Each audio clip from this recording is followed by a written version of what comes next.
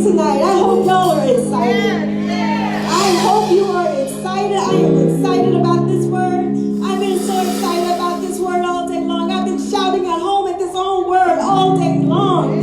So if you don't shout with me, it's all right. Because I'm okay to shout all by myself. Can you fix the mic for me just a little bit? Can you fix that up for me? Woo! It is almost 2020, y'all. And I'm feeling really good about it. I don't know how y'all are feeling. But let me tell you, I just want to talk to us I just got a few minutes to get it in. But I just want to spend just a few minutes this evening and talk to you a little bit about time. And I think time is so fascinating. It was really interesting because I have been thinking about time in the past. And to get this verse, to have to speak on tonight, I thought, okay, this is perfect. Because time is one of those things, it's one of those things where it's like the wealthy can't control it and the poor can't lay hold on it. It's just a great equalizer, right? It levels the playing field, right? That's what time does. And then you have time where what is so fascinating is that you have time where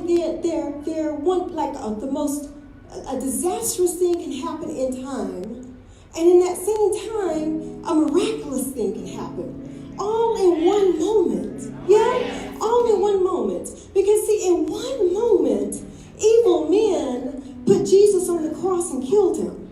In one moment. In that very same moment, that death on the cross became salvation for the world. So we went from disastrous to miraculous. That's just the nature of time. It's just the nature of time. What do you do with it, right? You can go from being the worst to wonderful, all in one moment.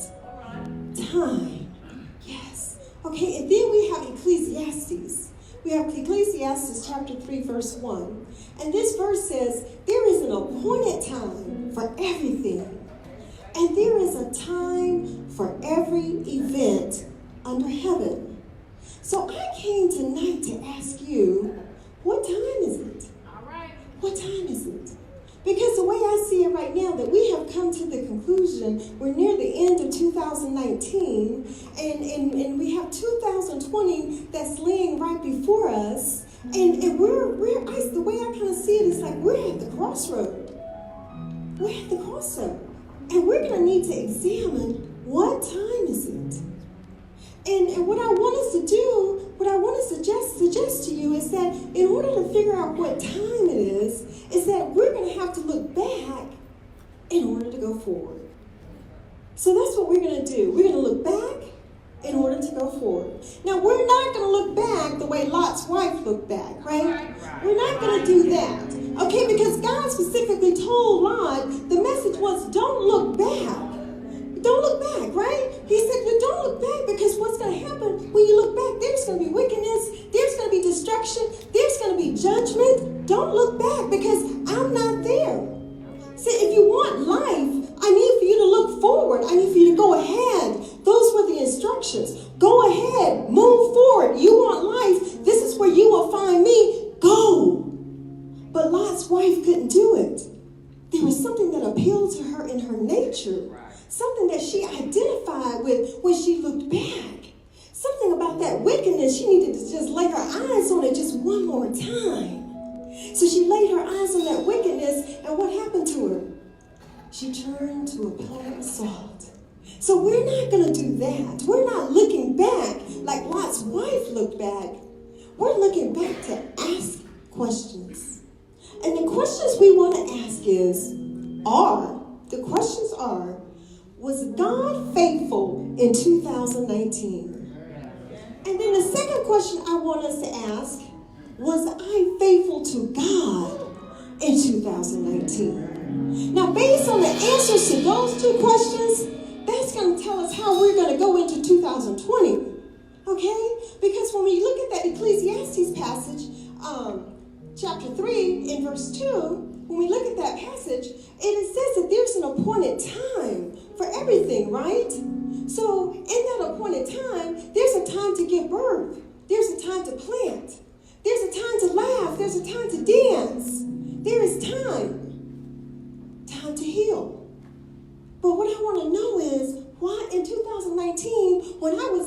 singing and dancing and planting, was God faithful to me then? Was I faithful to him? Was I singing and praising and giving God glory all while I was dancing and laughing? Or was I taking some of that glory for myself? That's the question we have to answer. Yeah? Was God faithful in the good? Now, who am I to just accept the good and not be willing to accept the bad as well? Because it's also said in that appointed time, there's going to come a time, back in those same verses, there's a time when you're going to die. There's time to die. There's a time to uproot. There's a time to tear down. There's a time to kill. There's a time to weep. And there's a time to mourn. Where was God during the difficult times in 2019? Where was he was God faithful when he was uprooting all those old ways in me and pulling all that old stuff out? Was he faithful at that time? Was he faithful when he was tearing down those walls, when he said, you're not going to need these anymore? You don't need to erect the walls to protect yourself. I'm your protector. And he decides, I'm going to tear down the walls. Was God faithful in that moment? When I was mourning and weeping and crying, was God faithful? But was I faithful? Or was I blaming God when the times got a little too hard and it got to be a little too difficult? And did I get frustrated with God and blamed him and maybe felt a little bit like he was blaming me? We got to ask the question, was God faithful? Was I faithful in 2019? So we come to this crossroad and we have to make a decision. We got to commit. Are we going to go forward? And if we're not going to be able to commit, and we're not going to be able to reconcile, and we're not going to be able to say for certain that God has been faithful all of 2019, what's going to happen is that you're going to become distracted and you're going to be uncommitted, which means you may venture off to the right or to the left.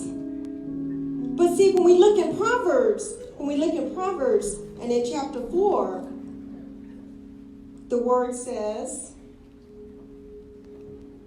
tells us not to go left to right. The word tells us, let your eyes look directly ahead and let your gaze be fixed straight in front of you. That's where you are to go. Verse 26. Watch the path of your feet, and all your ways will be established. And one more verse up there. Do not turn to the right, nor turn to the left. Do not turn to the right, turn to the left. And if we can look at that crossroad one more time, when you commit to God, then you know the direction you want to go. You know where you want to go, but you want to go where God is. That's where you want to go. That's where you want to be. Now we have settled and we reconcile and we realize that God was faithful to us in 2019. So we are ready to go forward and move forward with God in 2020.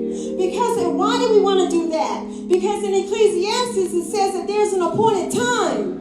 Well, guess what? There's an appointed time for me to be with God in 2020. There's an appointed time because he's a faithful God. And I've decided that I'm going to be with God because there are some more prayers that need to be prayed. There are some more songs that need to be sung. Am I right about it? There's some more intercession that has to take place. And when God says, can he count me as being among the faithful? I want to be counted as one of the faithful. Yes?